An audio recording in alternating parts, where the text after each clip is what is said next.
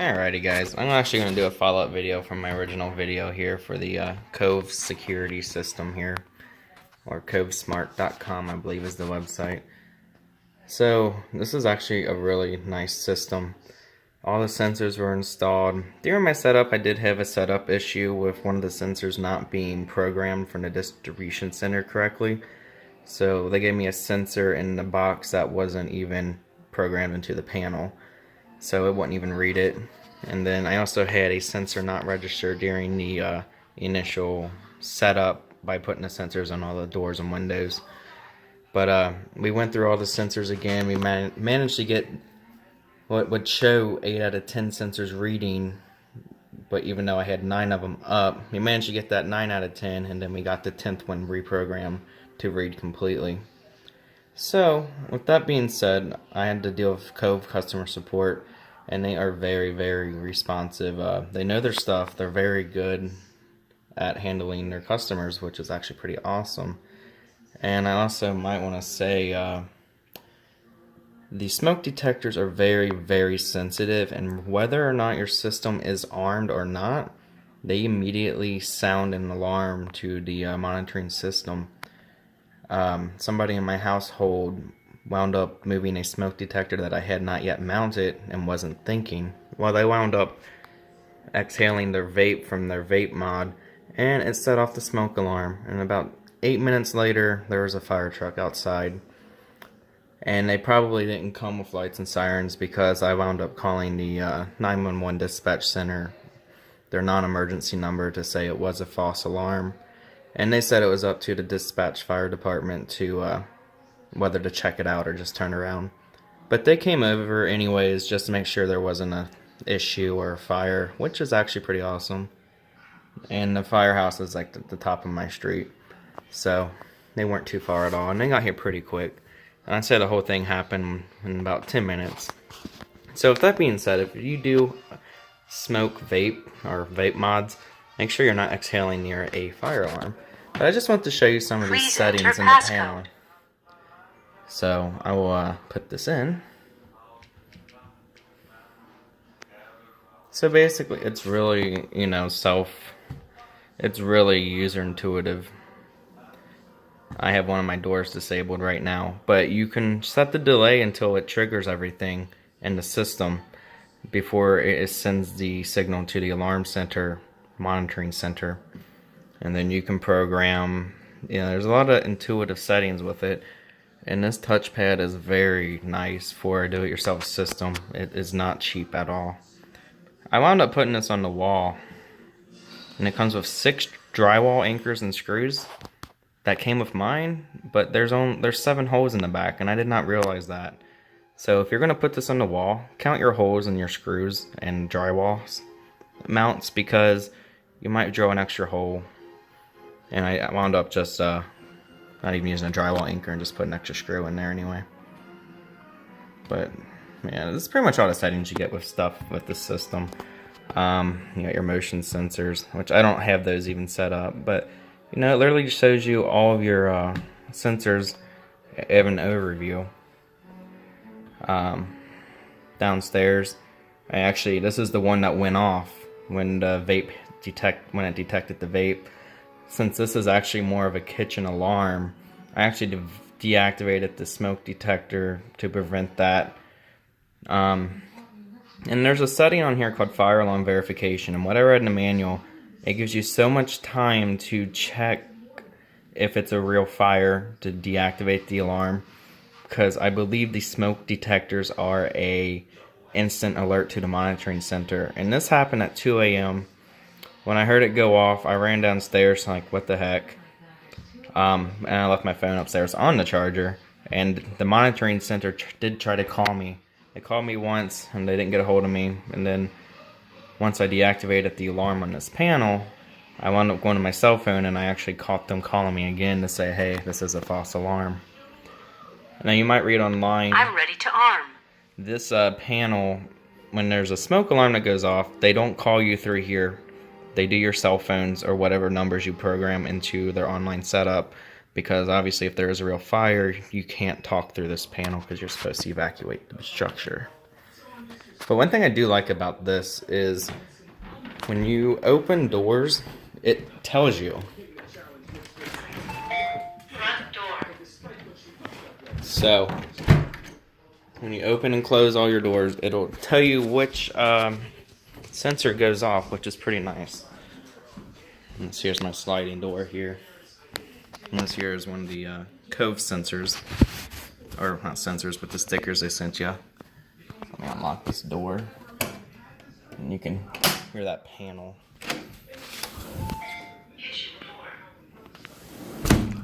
So when you do order the system online, do the setup online because it'll be so much simpler than using the control panel to name your sensors. But when you hit the call button, it doesn't call anyone right away. You gotta select your option. So obviously that's there if you need it. But other than I'm that, ready to arm. setup was pretty much a breeze. You get a little history log here of alerts.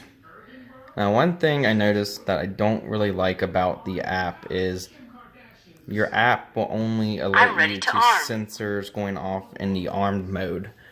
So if you're disarmed and you want to hear your door chimes or get alerted of a door opening, it won't do alerts or push notifications unless you're armed. And let me arm this real quick and I'll show you. Now you do have the option to take away your passcode before arming. I just do it because it's user specific.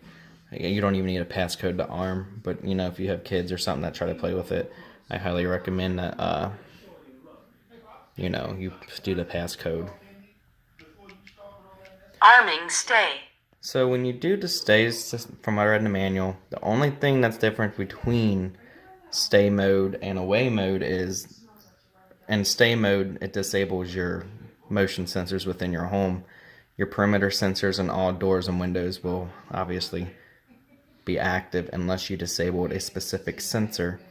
Now my garage door through the kitchen into the garage, I disabled that sensor because that's just too easy to be in the habit of opening with the alarm active. But if we go on a vacation somewhere, then you obviously have the option to enable that sensor. And the system's really customizable for what sensors you want, how long for a sensor to trigger to the monitoring station before saying, hey, this is a false alarm, I can disable it. Now you get options to add time on the countdown. You can also do a silent exit. So you get 2 whole minutes. I guess when you press that, I really need to read up on that option. I think it just extends your time. On the night mode, this will take away the time and immediately arm it. So if you open a door sensor, this will obviously go off right now. So I'm going to kind of disarm this because I really don't keep this armed when I'm home. System disarmed, ready to arm. But other than that, this is a really nice system, and it's completely cellular. The AC, so actually just put this in the wall. They still got drywall dust on the floor, but this screws into your outlet, so you can't, it won't just fall out, or, you know. My worry is the cats are going to chew on this cord and try to play with it. And this cord to the panel is like not a USB cord or anything. It goes directly inside of it. Can't be yanked out. So I would show you, but I screwed in the AC adapter. But if the AC adapter comes out, the panel will give you a message saying AC alert power. It would say AC power failure, saying, hey, your unit became unplugged. And then that's when the 24-hour backup battery kicks in. And you'll get an alert through a text message and through the app when that happens. So I know I at least got that alert through my text messages. And one thing I noticed is kind of concern through the text alerts. They come in through multimedia messages and not just text messages. So it's MMS. And that might be a problem for some people who don't have like picture messaging or get charged for it. But in this day and age, pretty much everyone has that included in their plan. I don't know if there's older folks out there that have the older phones that don't do picture messaging. So that's something I noticed. It's definitely not just an SMS. But, you know, with the false alarm to smoke detector, I can say Cove is a very top-notch system. One thing that threw me off, though, their monitoring station came in through a different number that wasn't the Cove number I saved in my contact list. So it was a Utah number, according to my caller ID on my phone. And I knew that would have been the monitoring station because it was the 2 a.m. hour pretty much.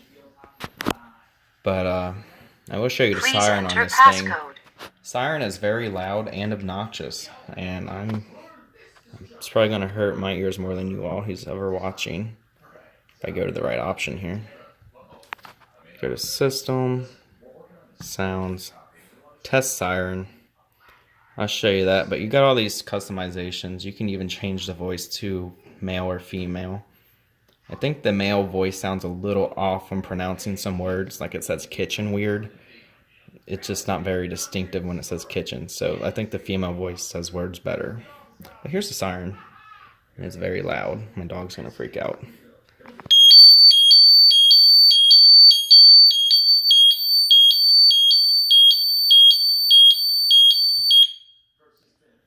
Very ear piercing. I don't know how well you can tell in this video, but I'm ready to my arm. ears are almost ringing. I think it's about 80 decibels. And I'm in a foyer here in the house, and it just echoes right off these walls. And it was very loud. So, that's pretty much it. I did notice when my smoke alarm went off, the 3 alarms I have, all 3 alarms went off at once. So that's good to know. That was something support wasn't able to answer for me when I was talking to them when I was setting up the system. So, did find out when one alarm goes off, all 3 wound up going off. So that's good to know it's all in sync. And it's all wireless. And there's like no delay in these sensors. Like this system's top notch. Like I said, I open this door, you're gonna hear it Front door. right away. So that's a little review of the control panel. I just noticed there weren't much reviews on Cove on YouTube. And I'm not endorsed by them at all. But, you know, I did some research. I did consider Simply Safe, but honestly, I think Simply Safe has a weird base station. There's not really a control panel that's touchscreen like Cove here. But one thing that Cove doesn't do is integrate video monitoring, which may not be a big deal. For do-it-yourself systems, if you want to get into video monitoring, there's a brand called Tend cameras. You got like Lynx Tend, and then they got Tend Pro. So basically, those cameras come with 7-day free recording cloud storage of motion activated alerts, and that's actually what I have in my kitchen.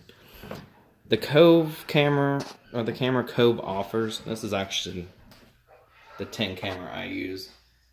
Comes with 7-day free cloud storage. I highly recommend that camera. Just because the camera that comes through Cove's offer, their subscriptions cloud service is very expensive, but it is continuous recording. But it's called the, I guess you pronounce it YI.